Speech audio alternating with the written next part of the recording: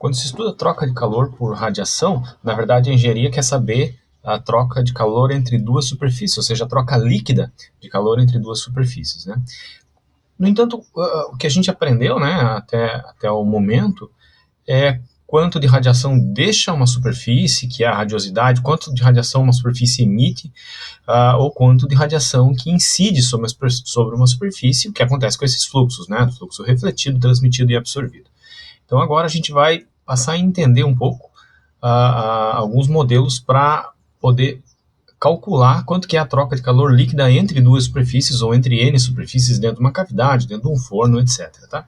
O primeiro conceito que a gente precisa entender é o conceito de fator de forma. Tá? O fator de forma ele tem uma definição simples. Ele tem uma definição simples que é a fração da radiação que deixa a superfície, uma determinada superfície, e atinge a outra, né? Então vamos dizer o seguinte, vamos dizer que a gente tenha duas superfícies quaisquer aqui, tá? A superfície I, com uma determinada normal, definida por uma normal, e essa superfície tem uma determinada área I, e a superfície J, tá? Superfície J qualquer, também definida por sua normal, tá bem? E ela também tem uma área J, tá? A distância entre essas superfícies pode ser dada pela distância R, tá? Assim está definida essas duas superfícies. Bom, o fator de forma, né, ele diz o seguinte, ó. Eu vou até deixar anotado aqui, tá? Então ele é a fração da radiação que deixa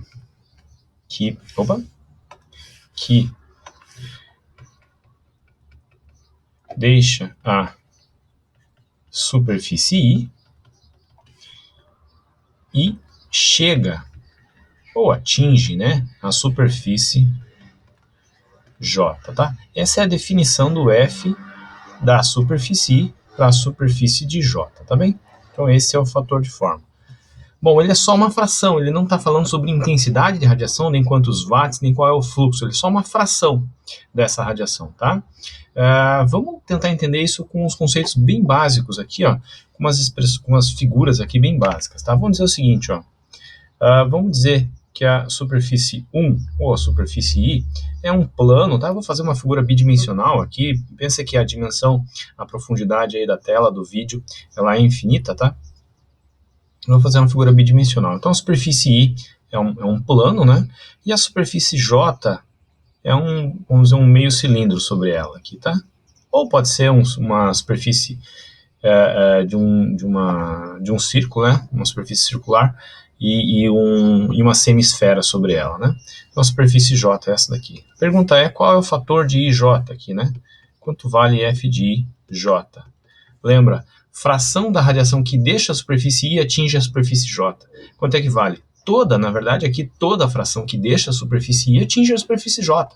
Então o fator, nesse caso, né, o fator de forma de I para J é igual a 1, tá? É igual a 1. Um outro caso aqui, por exemplo, ó.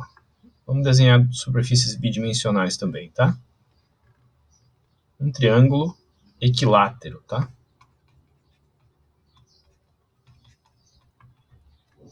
Um triângulo equilátero. Vamos supor que essa é a superfície I e essa aqui, por exemplo, por acaso é a superfície J, tá? Qual fração, qual é o F de IJ? Essa é a pergunta, né? Qual é o F de IJ aqui?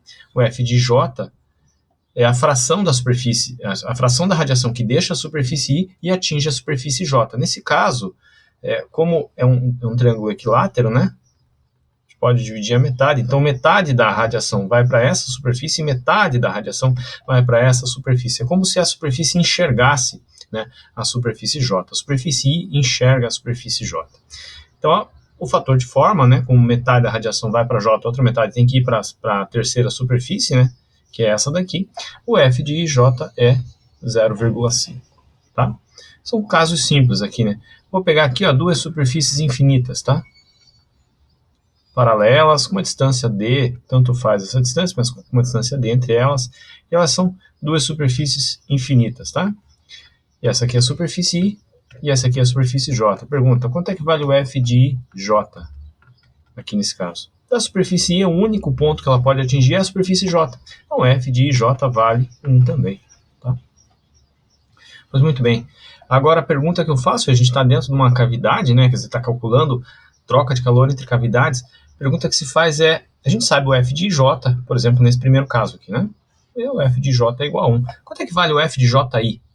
É a pergunta que se faz. Quanto é que vale o F de JI nesse caso aqui? Ó? Porque veja, a superfície J, ela enxerga, de fato, a superfície I. Mas perceba que aqui, ó, a superfície J, ela também enxerga ela mesma. E se ela enxerga ela mesma, então não existe uma fração da radiação que deixa a superfície J e atinge a própria superfície J. Né? Então a gente pode dizer que nesse caso aqui, ó, nesse primeiro caso, o F de JI, eu não sei quanto é que é, mas ele é diferente de 1, porque o F de J, ele tem que ser necessariamente, eu vou anotar isso aqui mais fácil, né? Tem que ser necessariamente maior do que zero. Tá? Necessariamente o F de JJ é maior do que zero. Por quê? Porque a superfície J, nesse caso aqui, está enxergando a superfície 1, a própria superfície J. Tá? Nesse caso aqui já não, né? Essa superfície J não enxerga a superfície J, a própria superfície J aqui, né?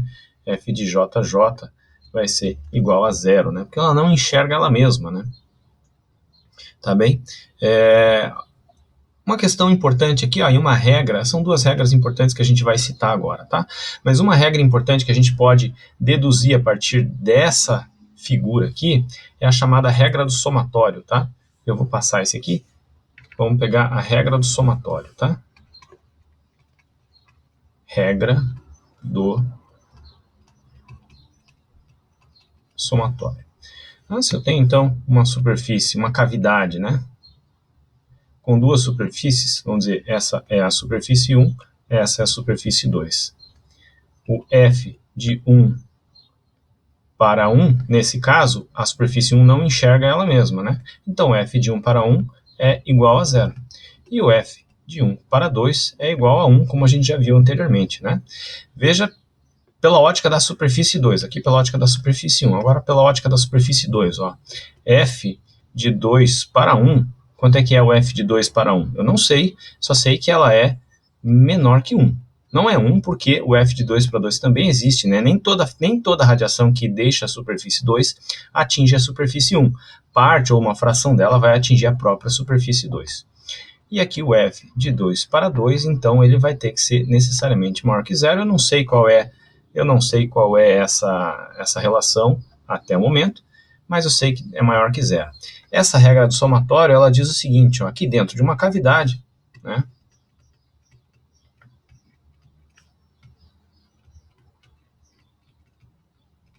sempre vai valer somatório de J1 até N superfícies de F de I de J vai ser sempre igual a 1, sempre igual a unidade.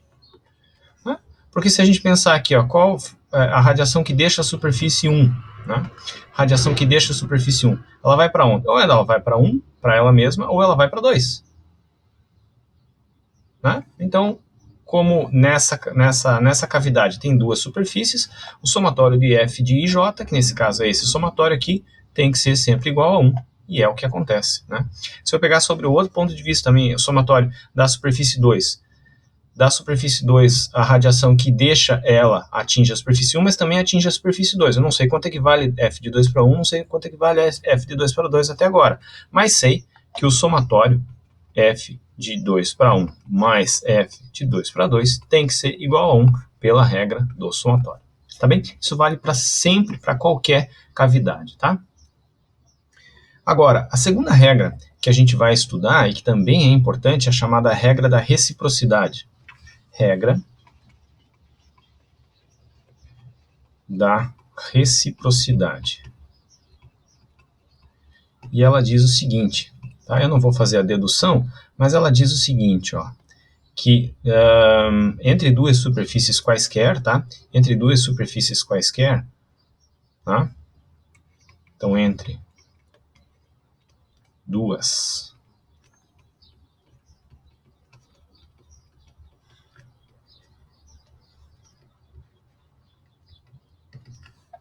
superfícies quaisquer, sempre vai valer A de I na verdade, a área da superfície F de I para J é sempre igual a J F de JI. Isso aqui sempre vale, tá? Entre duas superfícies quaisquer, né?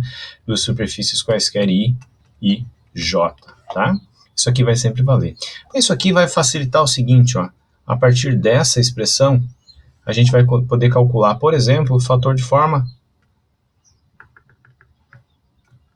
dessa superfície. Vamos supor que essa seja a superfície 1 e essa seja a superfície 1. É o mesmo caso que a gente estava estudando anteriormente, tá? O mesmo caso que a gente estava estudando anteriormente. Bom, eu tenho aqui, conheço a área 1. Área 1 conhecida, né? Área 2 é conhecida também, tá? Área 2 é conhecida também, elas dependem, né? Dessa distância D, tá bem? Bom, o que eu conheço? Eu conheço F de 1 para 1, nesse caso é igual a 0. F de 1 para 2, nesse caso é igual a 1. Tá? E não sei a regra do somatório para F de 2 para 1 e F de 2 para 2, mas não sei qual é o valor. Mas eu posso aplicar aqui também a regra da reciprocidade da seguinte forma. Eu vou escrever A da superfície 1, F de 1 para 2, deve ser igual a A2 F de 2 para 1. Assim, posso obter F de 2 para 1 como sendo razão entre as áreas F de 1, 2. Tá? Posso obter F de 2 para 1 pela reciprocidade. E posso obter, então, F de 2 para 2 pela regra do somatório, 1 menos F de 2 para 1. Tá? Basta calcular esses valores e a gente consegue obter aqui, no caso, né, os 4 fatores de forma. Veja que nesse caso aqui, para esse problema, tá, o fator de forma é uma matriz 2 por 2, né? F de 1, 1, F de 1, 2, F de 2, 1, F de 2, 2, tá? A gente consegue obter todos eles a partir daqui, ok?